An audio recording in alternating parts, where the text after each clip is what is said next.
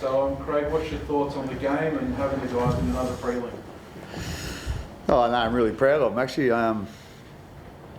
it wasn't an easy game there, tonight. We were on top for long stages of it, but that was a little bit deflating, that try just before half time. I found myself a little bit deflated, but I realised I had to perk myself up a bit, for half time, and the players didn't seem too concerned about it, and I just thought, against the wind in the second half, they done one hell of a job. We dominated possession, and obviously with that field position, and then the points came. So I just thought our guys done a great job. It was, there was the ball in play. It was probably one of the highest I think that we've played in this year. So it just wasn't breaks and rests and whatever. There was a lot of ball in play. So I just thought our guys done a great job, and and as Harry said after the game, we can be really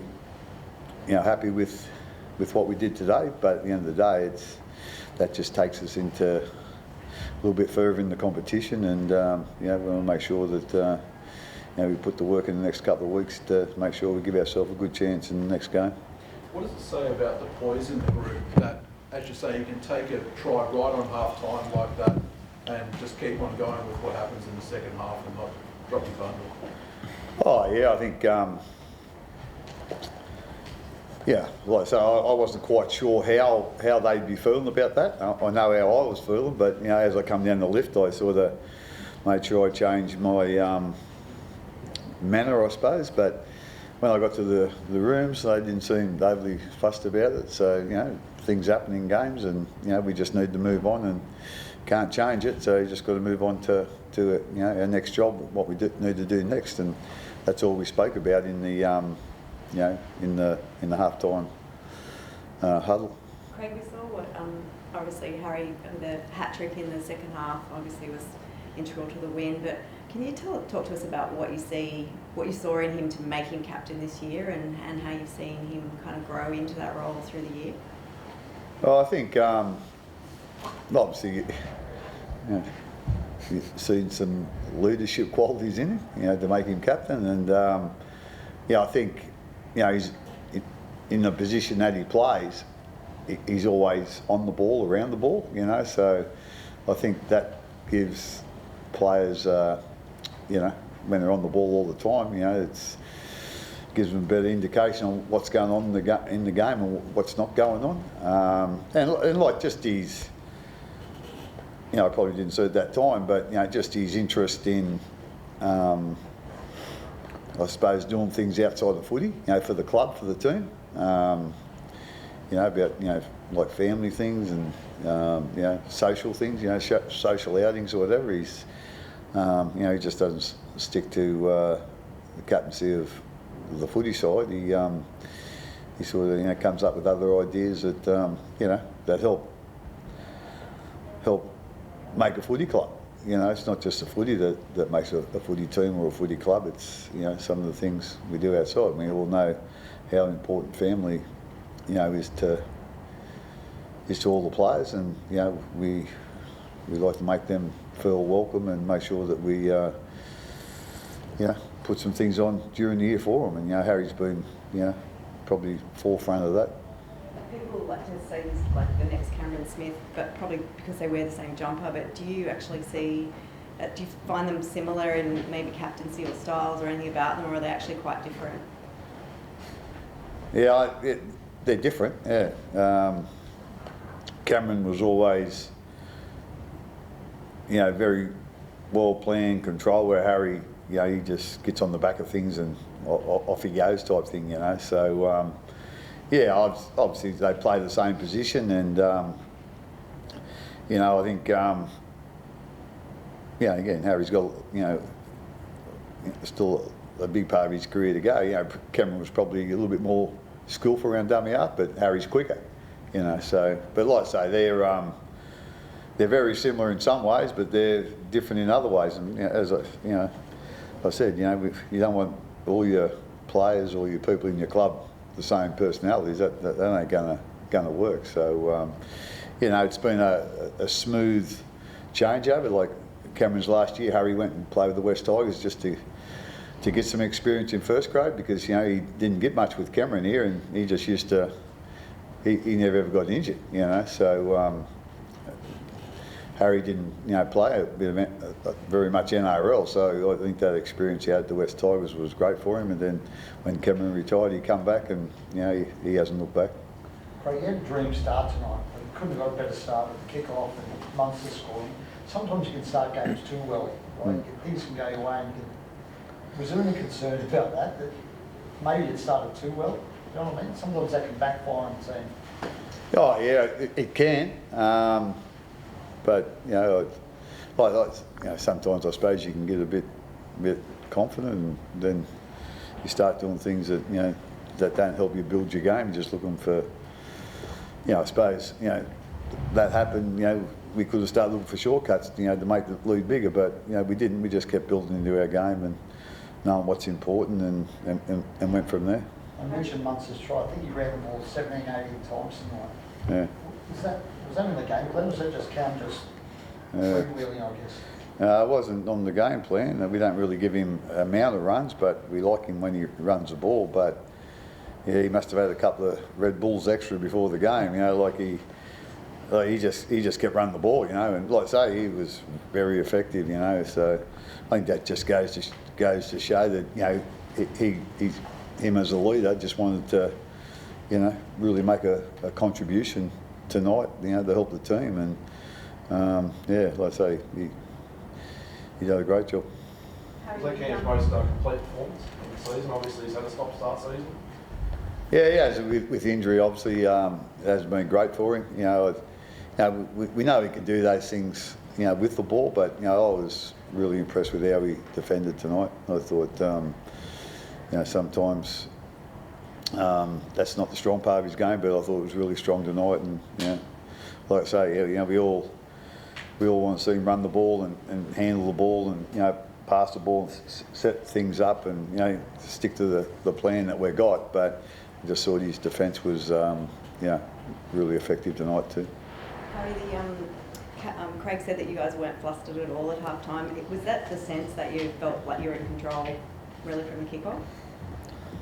Yeah, like I've said a couple of times in a few interviews I did before, got to give a lot of credit to Craig. The way he handled half time, and I think he was very calm, very experienced campaigner. Wasn't that calm before I got there? But yeah, I think he was very calm in that moment, and that really rubbed off on the group. I was obviously pretty disappointed, give away a penalty on the last tackle, and then they scored going into half time, which is not ideal. And I think the way that Bellamy handled it, and it really rubbed off on the playing group. And the playing group, have been pretty good all year at just getting on with things, not letting things sort of worry us or faze us too much. And that was sort of the case there. And we knew that the work we'd done in the first half was going to reward us at some point. Probably not as much as it did, but that's pleasing for the group to sort of see that and know what comes of the work that we put into them in the first half. Harry, can you talk about how excited you are being the only Melbourne-based team left in one of the top men's football clubs? With Auckland going out last night, playing prelim, I think Friday grand final down here, and that first try you scored was a bit of a hand pass celebration. Was anything in that? I've sort of adapted that one. I adopted it. It's kind of been a bit of a trademark now, but I guess we're in Victoria, AFL country, so I'll roll with it for a little bit. Hopefully I can do a little bit more of it.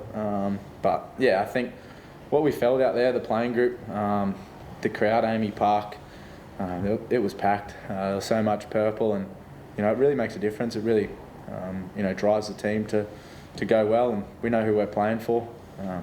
So especially now with none of those Victorian teams, Melbourne-based teams, and the Cats are still alive there. But no Melbourne-based teams. Hopefully we can get a lot more people jumping on the Melbourne Storm bandwagon.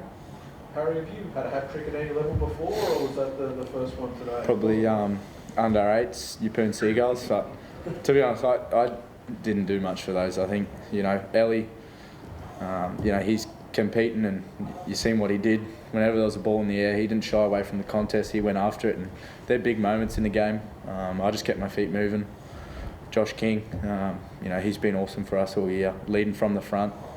He's one of our leaders, and he's really taken that role on this year. When he talks, when he acts, boys listen, boys follow. So, I think, the team, everyone's just playing their role, doing their bit, and everyone's sort of, reaping the rewards. But it's not the tries that count, it's the moments that lead up to it. How significant was the impact of Will Walker, particularly early in the game? Oh, me? Yeah. Oh, sorry, I thought you were talking Harry. Yeah, with all due respect, certainly one of his better games today, but geez, he's been doing that probably 75% of the games. He's been running like that. Obviously, he scored a couple tries, but like I say, he's been outstanding all year. So what he gives us, and X as well. Two big strong wingers, and they're good. Like chasing kicks, and they're good. Running the ball, and they're good defenders as well. So that's a huge bonus for us to have those two guys. But I know he was really good today, but he's been like that for probably 80% of his games this year. He's been outstanding. So there wasn't anything he hasn't been doing or practicing. So that's just Will's nearly his norm. Did you watch the game last night, and what did you make of? I didn't watch it closely, I must say. I was doing a few other things and just checking the score and whatever. But it looked like Penrith had a great start to the game, and that sort of put the Roosters on the back foot a bit, and they got a couple out, the Roosters, and then with Nathan Cleary coming back, that's obviously a huge plus for them. So like I say, it's. I think the score was nearly the same, wasn't it?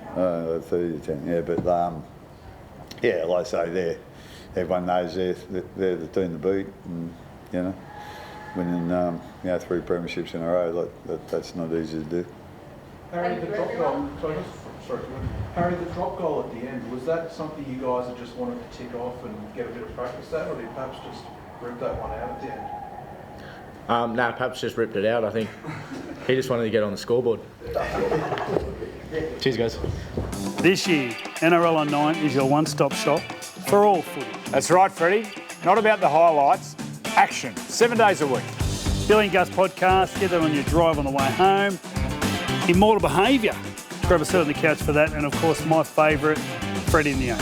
The best footy brains, the biggest games. Don't trust the algorithm. Subscribe to NRL on 9 and get all your entertainment there.